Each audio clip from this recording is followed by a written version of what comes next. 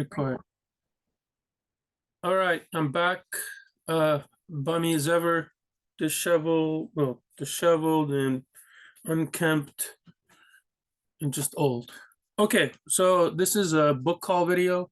I actually have a few more books that I've gotten recently, but I'm gonna keep it to, I don't know, the 12 or so that I have here, maybe a little bit more.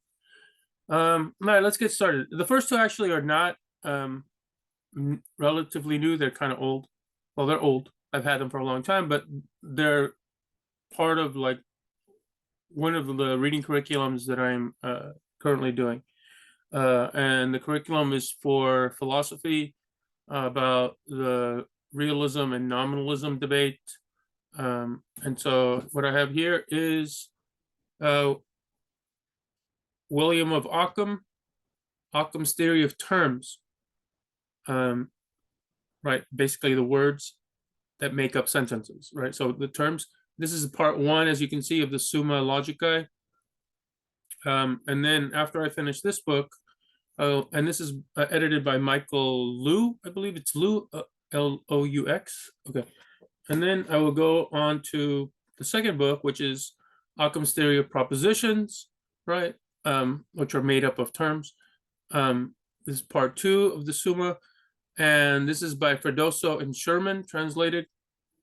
What's interesting about Occam, besides like being a major name in medieval philosophy, is that he was a nominalist. Most medievalists, most religious medievalists, well, just most medievalists, but especially the like Abelard, Aquinas, Scotus, they're all realists. But Occam was like one of the few nominalists. Okay.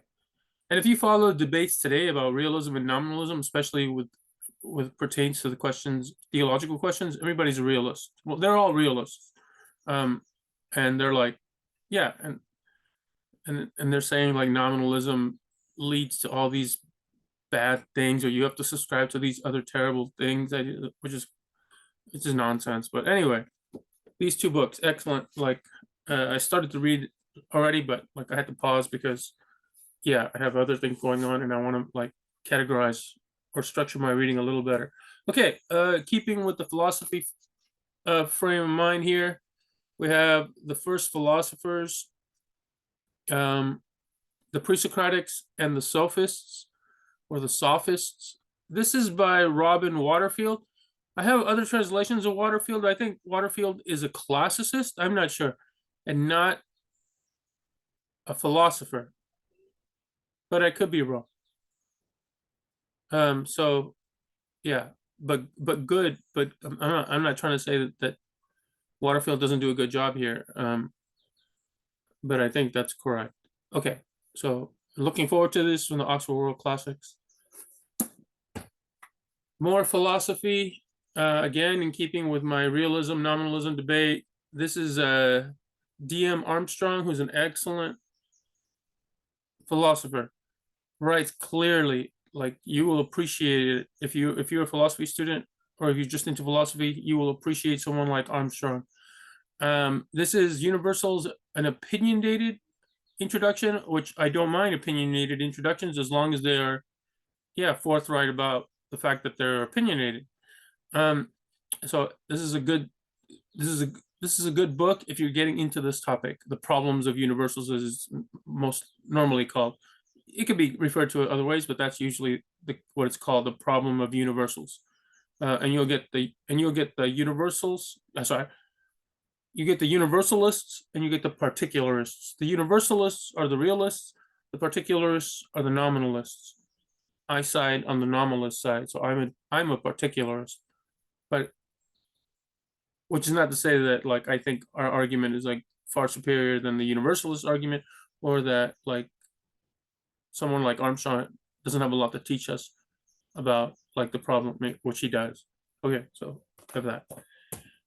More same essays on the ontological distinctions, so more metaphysics stuff. Jan Jan Denoshka.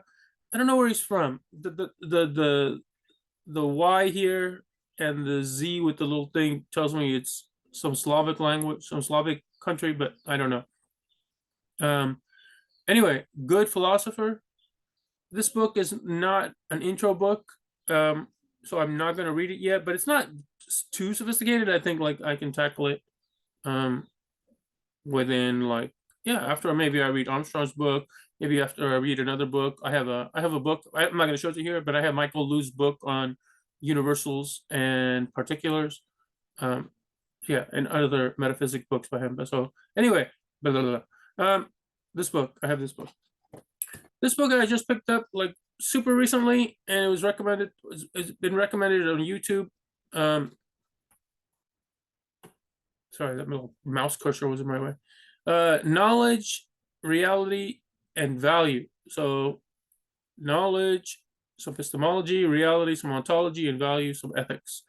This is a good primer, I guess. Not more, maybe more than a primer. Let's just say a good introduction, which is somewhat like a primer, into analytic philosophy or into philosophy in general. Humor has a good reputation. I've not read anything by him, so this will be my first reading of humor. But he has a lot. He explains a lot in here. So, for example, there's too much to go into here. But like the major sections are logic and critical thinking. That's like part one, which he calls the preliminaries. Then in part two, he has essays on essays on epistemology. Part three, he has metaphysics. Part four, he has ethics, right? And that's it, right? So that and then he has if you have a full content, you can see the list. Like, yeah, there's a lot of stuff he talks about. So good book. I'm looking forward to it. Okay, those are my philosophy book pickups. Then I have a couple of like history books, and I like ancient history. So if we go way back, I have this book here by Kramer, The Sumerians. Very good read so far. I started it, but it took up. Did I take out the bookmark? Maybe it fell out. Anyways, I'm not too far into it, but I read a few pages just to get a feel for the writing. And especially when I read like books like on like the Greeks or the Sumerians or the Akkadians, yes, I want to know certain details. Sometimes you have to slog through like the minutia of people's lives. What kind of utensils they had, like how did they what was their irrigation system like, what were their daily lives like, right? So it's interesting, but it's not usually done well. It's not usually written in an interesting way. So so if you can find an author who talks about these things and yet doesn't bore you to tears, like, I would read that author. Like, so, and so far Kramer seems to be doing a good job of it, but I can't fully endorse this book yet because I haven't read enough of it, but it looks good. Okay, next I have Early Greece by Murray. I started to read this book, but I put it down because I have other books that caught my interest, that have my interest. And I can't say I was like enthralled with the writing. It already got a little too I don't know, I want to say boring. That's harsh. I think the Sumerians book by Kramer is a little better written. I can't speak to the scholarship of any of these books because I'm not a scholar in these topics. So, but it's recommended. It's recommended on YouTube. So like maybe just go by YouTube. But I have this book. Okay. I'm not disappointed that I have it, although it sounds like it. So I have a project. I have many projects, but anyway, I have a plan to reread a lot of my Nietzsche books. And as a refresher, I wanted to do some reading in mythology, and Greek tragedies. So for the mythology, I selected 6 chapters from The Gods of the Greeks by Carl Karenyi. Carl Karenyi is an excellent writer, great scholar. And so I recently got this book. And by the way, almost all of these books are used condition, like very good. Like that's what I always choose. Although, let me say something. Like, it used to be when you chose very good, there was no writing in the book. At most, they might disclose that this book has some pages with pencil underlining, and that would be it. That's very good. Lately, like, these companies are like selling books as very good, and they're like, oh, it has some highlighting, right? It has some underlining in pen, and sometimes they mean like 10 pages, 20 pages, and to me, that's not a very good book anymore. That's at best good. That's at best good, but they list it as very good. But they're like, but we disclosed it. And I'm like, I don't care if you disclosed it. You can't say it's a new car, but it's been in an accident and it's still, you're selling it as new. No, like, you can't disclose it and keep the same status just because you say, oh, I disclosed. Anyway, so, but very good, usually very good, you will get a book without any highlighting and without any pen underlining. It might have some pencil, but like, yeah, then just go. I take my eraser and I have no problem. This book, yeah, good, in very good condition. Okay, so yeah, that's my little beef with like Books, eBay, World of Books, Amazon. They're starting to, like, yeah, take liberties here. Okay, then I have 3 books which are poetry books. I like poetry. I don't read too much, but yeah, I like to expose myself to poetry. The best Chinese sea poems. I think it's pronounced sea. I'm not sure. Now, this book goes into, it's actually, the subtitle is A Bilingual Approach to Interpretation and Appreciation by Edward C. Chang. And Chang, like, explains, yeah, so he's explaining about the process of translating, but that's not why I got the book. Not that that's not an interesting topic. I got the book for his translations. I got the book so I can get some Chinese sea poems translated in English, and like, and like, again, I'm not a scholar. I don't read Chinese. I cannot, like, give an opinion as like he does a good job in translating this poem from Chinese to English, in the sense that he's doing good translation. No, he's rendering something into English, and does the English sound good to me? And like, yeah, in the poems he like, the English sounds good, so I'm thinking, oh, the Chinese must be excellent. But anyway, so good stuff. Yeah, so I would assume he's a scholar and a respected scholar in his field. So I have this book. Good reading if you want to get a taste of what Chinese sea poems are. And I don't even know what sea poems are. I just know they're Chinese poems. Recommend this book. Another recommendation. I have all 3 of my poem books I recommend. I have here a book by Holderlin, right? I think famously known for being Wittgenstein, Nietzsche's favorite poet, if not favorite, one of his favorites, but I think it was his favorite. This is translated by James Mitchell. Mitchell does a nice job. I have other translations of Holderlin, which are also very good, but like, I don't see Mitchell's as any kind of like notch below those translations.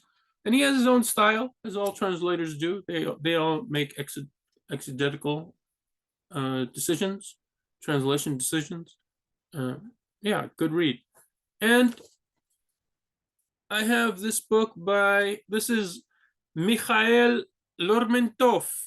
Lermontov. I know it ends with a B, but it should be pronounced with an F. Lermontov.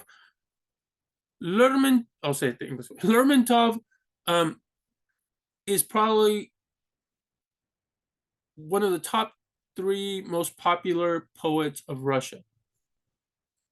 I think Pushkin everybody recognizes as the top. And in the Western world, we know Pushkin. Great. But Lermontov is super popular in Russia. And so I'm like, okay, let me read some Lermontov. And one of his most famous works is A Hero of Our Time. The Demon is another book. So these come together. This is a translation by Mark R. Pettis. Yeah, I can actually read. Well, let me take that. There's no sense in me saying I can read Russian because I don't know what I'm reading. I just can read it, like a parrot. Um, yeah, so I have this book. Good stuff. So my poem books, great. All recommended. Recommended. Can't recommend yet. Recommended. I would recommend just the popularity from other philosophers who have been on YouTube and recommended it, and from from what I've seen, I think it's a good intro. Okay. Next, I wanted to show you one thing. Yeah, I'll just show you this book. This is the Hugo in 3 months book. Hugo is a company that makes language learning products. Think of Pimsleur, think of Asimil, think of Living Languages, and there's others that I can't that are not coming to mind. But you get the pick. You get the point. Now Hugo was more productive when they were making tapes. When back in the day when we had tapes, not even CDs, tapes. Like today, everything's on an MP3 file or just digital, or like nobody even really puts out CDs anymore. You might get one if you buy a book, and in the back of the book there might be a CD. Anyway, Hugo. So Hugo is a competitor basically with those companies, and those companies are popular now. Like now, Pimsleur is super popular. Asimil is like, I think like polyglots like pray at the altar of Asimil. They love Asimil, which I'm not saying like they shouldn't, but popular. Living Languages, popular. Hugo is not as popular anymore. In fact, I don't even know if they produce stuff anymore. But to me, for my money, they write the best books. I'm not saying their CDs or tapes are as good as the other companies, but their books are good. And I'm speaking specifically, I'm not speaking of the Spanish book. I'm not saying that about the Spanish book. And I'm not saying it's about all the languages that they produce. I'm fighting a sneeze. I'm losing, but maybe I'm winning. Okay. So I'm using the Hugo Learn Russian in 3 months book, and it is surprisingly good. Like I have an excellent modern Russian 1 book that I'm using, which is 450 pages. It's in another video. It's by Dawson, Humsky, and I forget who else. Sorry, third author. Excellent book. Like it is my preferred text to learn Russian, to self-learn Russian. But I was perusing through the Hugo book, and I'm like, and then I started to do the exercises, and I started to read it from like beginning page 1, and I'm like, oh, okay. And I liked the way I liked the way the material was presented. I liked the material presented, and the exercises. I liked the exercises, and so and before I knew it, I had finished already the first 4 chapters. This is a 20 chapter book. I finished the first 4 chapters in Russian, in Hugo Russian in 3 months. Highly recommend that book. If you like $10, you could probably even get it cheaper on eBay. You can get Hugo if you want to learn Russian, if you want to self-teach Russian, if you want to like say, you know what, maybe let me try Russian. And as for me, I will start a language, go gangbusters for like a month and a half, and then just boom, like give up, stop. I'm like, this is complicated. I don't understand this. I can't, like, this is getting boring. This is getting tedious. I'm not doing it every day. Something's coming up. And then suddenly, like, I'm forgetting what I learned. And like, then I'm just reviewing and like, oh, I'm 5 months in and I really only have like a month worth of knowledge because, yeah, I've gone through this cycle. Give Hugo Russian in 3 months a try. Not only do I think that you're going to make progress, it's a cheap and excellent way to find out whether you're going to stick to the language. Anyway, so that's it. So today, after this video, I'm going to go back to my Hugo book and do more Russian. All right. This book's also pretty good. I think it's not as good as the Russian book, but pretty good.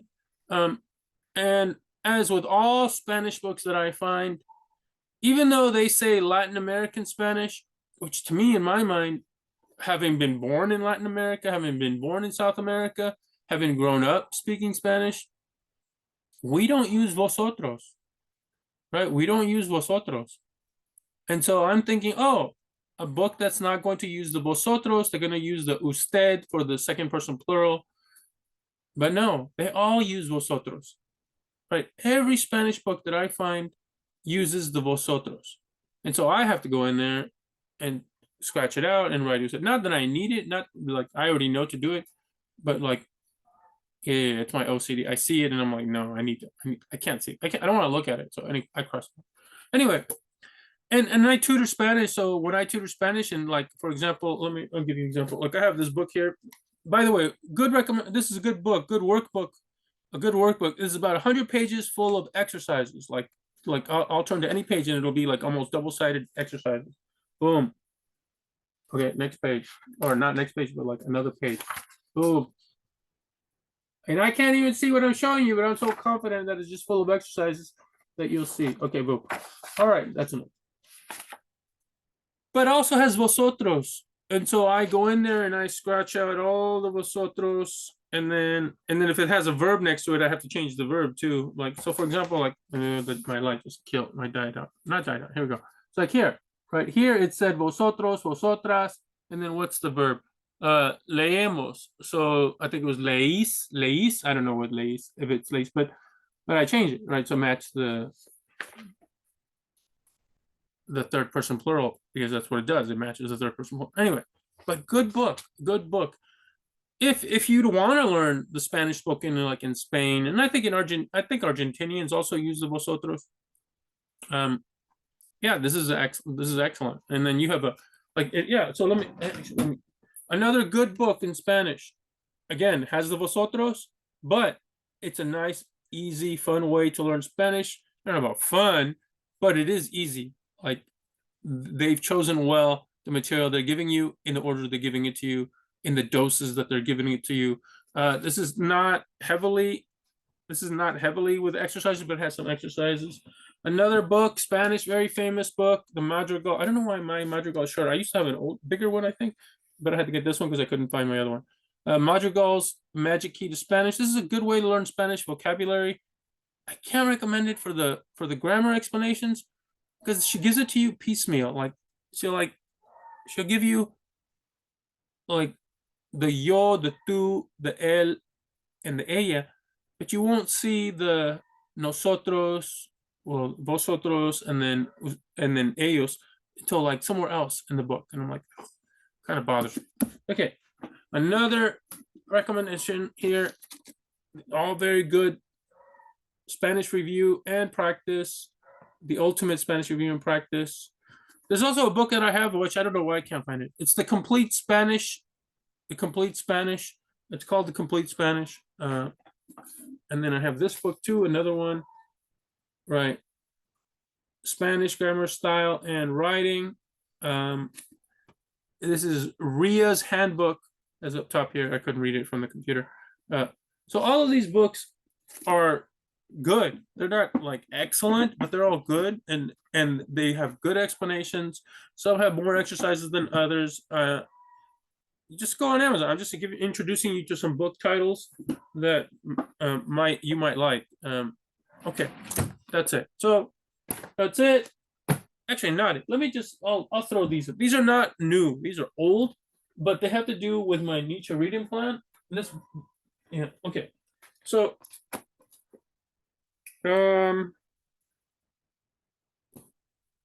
yeah, so as part of my Nietzsche reading plan, I had the first book was The Gods of the Greeks by Carl Karenyi. I have it. It finally came in. The second book on that list to refresh my knowledge of the tragedies was a book called The Greek Plays. I forget the editors, but it's the contributors were various. So and that book contains 16 Greek tragedies, and of the 16, I had already like singled out 10 that I was going to read. And I think of the 10 that I was going to read, I have already read like maybe 7 of them. but so long ago that like I might as well almost have not read any because I don't remember enough for it to serve me when I'm reading Nietzsche. Like I won't be able to reference my knowledge because I have none because it's gone. Okay, but I got that book for two reasons. One, it'll serve me for my Nietzsche purpose, but I didn't need it. Right? I have those plays. I have all those plays by other translators and excellent translators, but I've read them in those translations, and I like to read other translations. Um, even if even if the translation that I've already read is by like some renowned translator or classicist, and it's considered the best, and I like it, I will choose another translation, knowing that it might not be as good, but it can be fruitful. And the fact, as long as like it's not like Lombardo, like Lombardo writes for like I think teenagers, like current contemporary teenagers, and he uses their language. He tries to make like the ancient language that he's writing on. I think he usually does Greek, like the Iliad and the Odyssey, into contemporary colloquial language, which I hate. One, it doesn't sound like the Greeks to me, and two, I don't even like when teenagers in America speak that way. Like I don't want to read a whole book like that. Anyway, so I'll just show you the books. I get on my soapbox and it's nonsense. Okay, so I have the Chicago University Press series. I won't read all the translations. Most of them are by Richmond Lattimore, David Green, Aerosmith. I forget his first name. Who else? Uh, Maybe I do need to check. Bernadette, and there was one more. But anyway, so Aeschylus has the Oresteia, right? Which is a trilogy. It's the name of the trilogy. It's not a name of a particular play. The particular plays are Agamemnon, the Libation Bearers, and Eumenides. Those three I'm going to read. Those are the 3 of the 10 that I'm going to read as a refresher. Aeschylus 2 in the series. Here, the Suppliant Maidens, the Persians, 7 Against Thebes, and Prometheus Bound. I know I'm reading Prometheus Bound, and I think those are the 4 Aeschylus plays that I'm going to read. Then I have Sophocles 1. This book has Oedipus the King, Oedipus at Colonus, and Antigone. Those 3 I'm going to read. So that's 7 of the that accounts for the 3 Sophocles plays I'm going to read. Sophocles 2 has Ajax, the women of Trachis, and Electra and Philoctetes, I think that's right. Okay. Then we go to Euripides. I'm going to read 3 from Euripides. This book has Alcestis, maybe Alcestis in Latin, but Alcestis maybe in Greek. I don't know. Medea. I'm going to read Medea. Heraclidae. I'm not going to read that. Hippolytus. I think I'm reading that one, and that's it. Okay. Euripides 2 has the Cyclops and Heracles, Iphigenia at Taurus, and Helen. I don't think I'm reading Helen. Maybe. I don't remember. I don't remember. Anyway. What's wrong? I'm dying. Euripides 3, Hecuba, Andromache, the Trojan women, and Ion. I think maybe it's Ion. I think I might be reading the Trojan women. Euripides 4, Rhesus, the Suppliant Women, Orestes, Iphigenia at Aulis. I don't think I'm reading either of the Iphigenia plays. I've read Iphigenia at Aulis before. Euripides 5 has Electra, the Phoenician women, and the Bacchae. I think the Bacchae, just because it's the Bacchae, if you know what I mean. Okay, so yeah, and a lot of these translators, yeah, sorry, I don't remember all their names, and I don't want to read them. Okay, so that's the book haul. Let's pretend the Greeks are a recent book, but they're not. So Greeks or ancient history, like the Greeks and the Sumerians. One day I'll have to bring my books on the Hittites and the Akkadians and the early Greeks, which I have some good books. Philosophy books. I love philosophy. I hate reading it, but there's something interesting about it. Poetry, poetry books, and language books. Yeah, I think that's it, right? Okay. I have more books in the mail related to the philosophical project or like curriculum that I'm setting for myself for the realism and nominalism debate, for the problem of universals, for the problem of identity, um, and even like for Occam, like he's a nominalist when it pertains to philosophy of language, but it's generally the same problem. It's the same philosophical problem. Um, yeah, that's it. So book call. That was the book call. Um, if you take anything away, get the Hugo Russian book, uh, Russian in 3 months. I think you will be pleasantly surprised, as I was. All right, that's it. I'm gonna shut this down. And do you have any book recommendations for